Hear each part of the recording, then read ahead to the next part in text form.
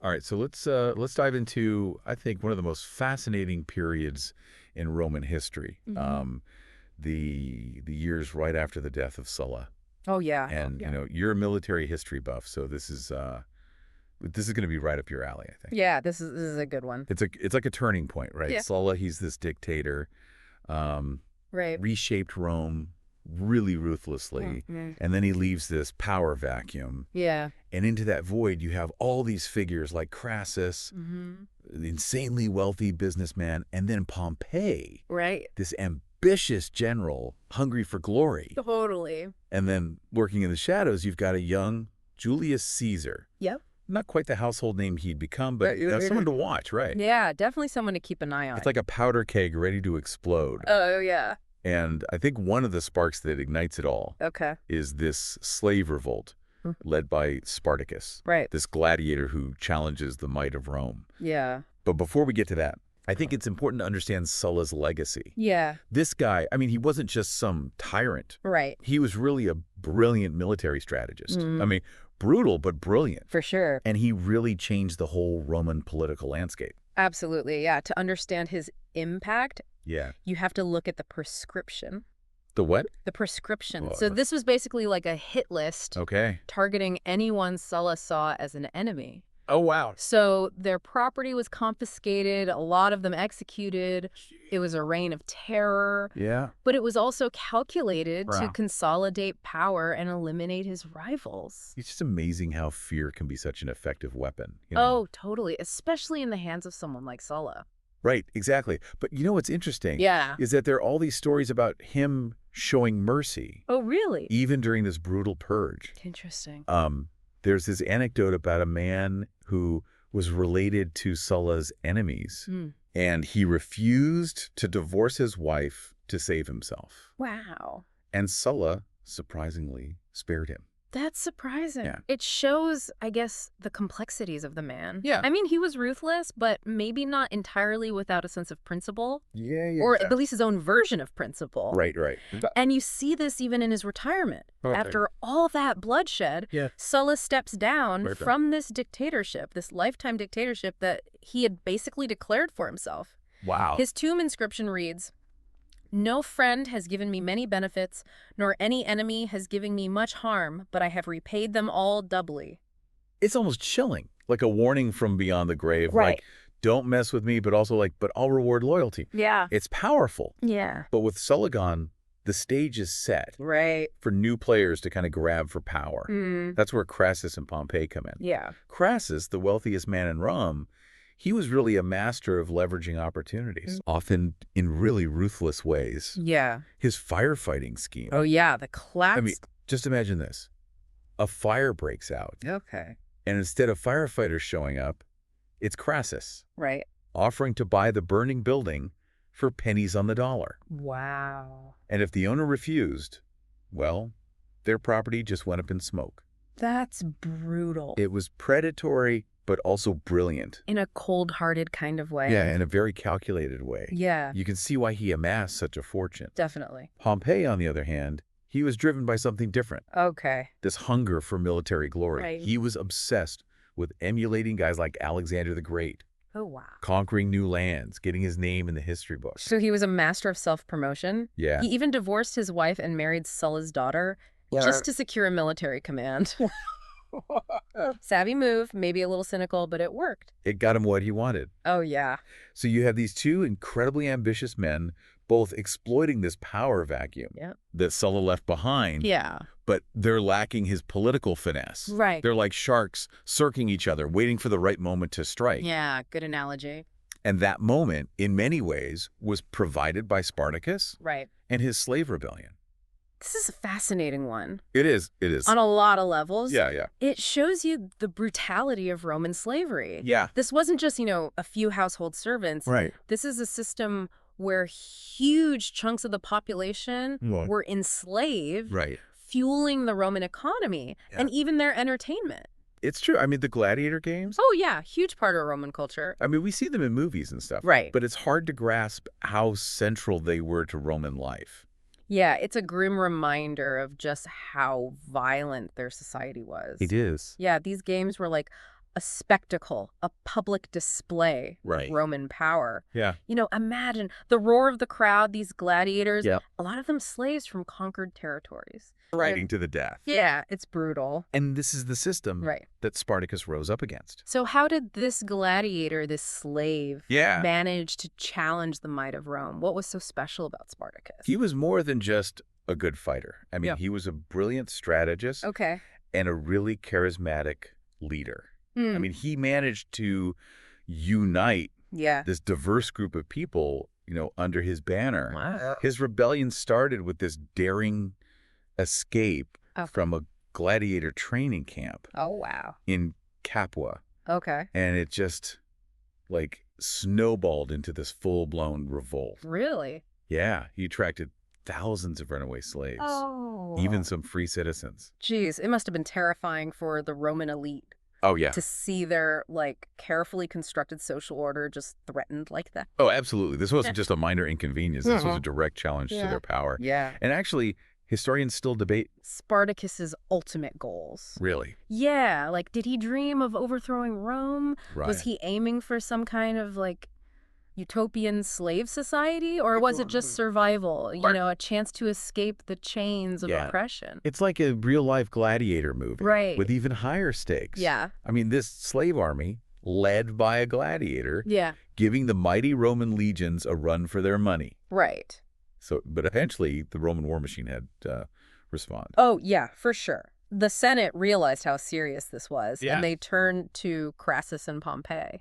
Oh, right. Those two ambitious generals, Yep. they're given the task of crushing the rebellion and Right. restoring order. So this is their chance to, really shine, Yeah. prove themselves, solidify their hold on power. Mm-hmm.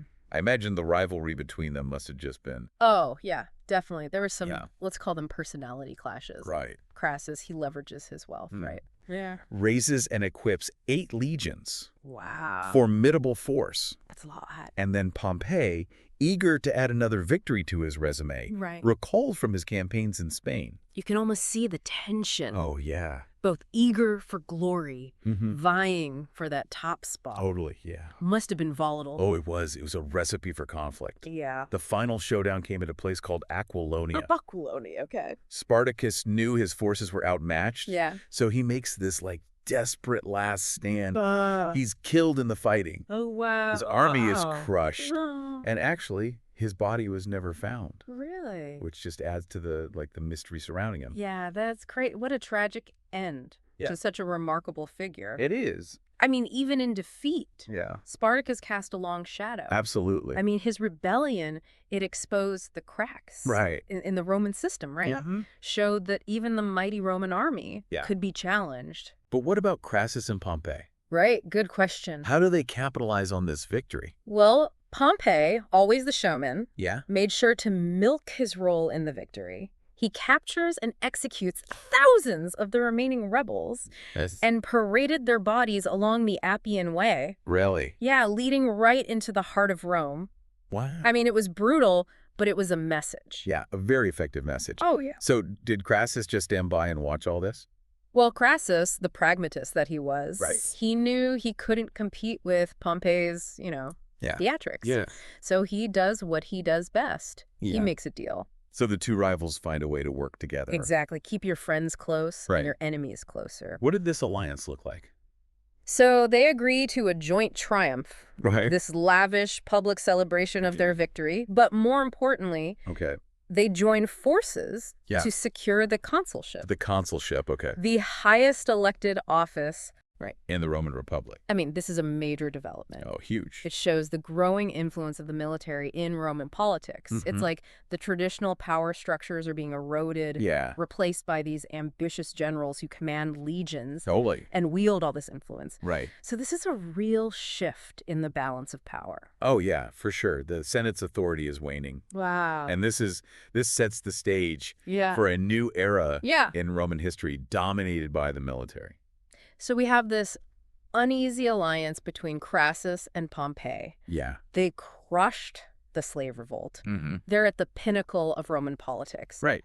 But I have a feeling this is just the beginning. Oh, yeah. Definitely. Despite their victory, Okay. Crassus and Pompey still have their own ambitions. Of course. Crassus, he wants military glory, Yeah. rival Pompey, so he sets his sights on the east, Okay. specifically the Parthian Empire. The Parthian Empire. Yeah, this rising power. Posing a real challenge to Rome's eastern frontiers. This Parthian Empire. They weren't just some ragtag group of barbarians. No, very formidable. Right. The Parthians, they were known for their cavalry. Okay. Specifically, their horse archers. Horse archers. Yeah, incredibly skilled Okay. at hit-and-run tactics. Interesting. Harass their enemies and then vanish Wow. before they could retaliate. Sounds effective. Oh, yeah, and the Romans had already clashed with them and Oh. suffered some, embarrassing defeats. So Crassus is looking to make a name for himself Mm. by taking on this powerful new enemy. Yeah. What about Pompey? Well, Pompey, for now, he seemed content to consolidate his power in Rome. Okay. He was a shrewd political operator. Yeah. He understood you had to keep your influence in the capital. Right. But there's another player Okay. who enters the scene around this time. Okay, who's that? A young, ambitious Julius Caesar. Ah, Caesar. Right. Can't Yeah. forget about him. Yeah. He's been kind of quiet so far. Yeah, almost like he's been waiting for his moment. Yeah. Caesar had been honing his skills, Okay. military and political, Mm-hmm. during his time away from Rome. Interesting. He made some powerful connections, Hmm. developed this reputation Yeah. as a shrewd negotiator, Hey. a charismatic leader. So we have Crassus looking east. Yeah. Pompey consolidating his power in Rome, Mm-hmm. and Caesar waiting in the wings. Right. This feels like the setup for an epic showdown. It is, and what happens next Yeah. is one of the most consequential alliances in Roman history. Okay. Caesar, he sees the opportunity, All right. and he brokers a deal. Really? Yeah, with Crassus and Pompey. Okay, now this is where it gets really interesting. Yeah. A three-way power play Hope it between some works. of the most ambitious men in Rome. Mm-hmm. This can't end well. Well, it sets the stage Right. for a period of intense rivalry and ultimately a clash Yeah. that'll determine the fate of the Republic. So this alliance, this pact Yeah. between Crassus, Pompey, and Caesar, Mm-hmm. this is what becomes known as the First Triumvirate. I Exactly. mean, this is a pivotal moment. Oh, yeah. Right. Huge. You To do it. understand its significance, I think we need to look at what each of these men Okay. brought to the table Yeah. and what they hoped to gain. It was essentially like a power-sharing agreement, Okay. a way for these three incredibly ambitious guys Right. to, advance their own goals, bolster their positions. Yeah. Yeah. So Crassus with all his wealth. Right, you could bankroll everything. Right. Their campaigns, their political maneuvers. Exactly, and Pompey, Yeah. with all his prestige, his connections, Yeah. he could provide the muscle, right? Military might? Exactly, and Caesar, well, he Yeah. was a rising star, right? Sharp political instincts, Yeah. growing popularity, Yeah. so he could navigate the treacherous waters of Roman politics. There's like a political dream team. On paper, yeah. Well, at least on paper, but Yeah. as we all know, Yeah. even the most talented teams, they can implode. Oh, yeah. Right. When egos and ambitions clash. Totally. So how did this uneasy alliance, how did it play out? Well, it was a volatile partnership, I bet. full of tension, a lot of rivalry. Right. But for a while, it seemed to work. Okay. Crassus got his eastern campaign. Against the Parthians. Yeah, he wanted to, add some military victories to his name. Right. Pompey focused on Rome, consolidating his power base, Okay. used his influence to get land for his veterans. Smart. Yes, solidify his position. And Caesar. Caesar used his term as consul to push through legislation, benefited his allies, weakened his opponents. Okay, so for a time, they managed to keep their ambitions Yeah, more or less. in check, enough to maintain some kind of unity. Right.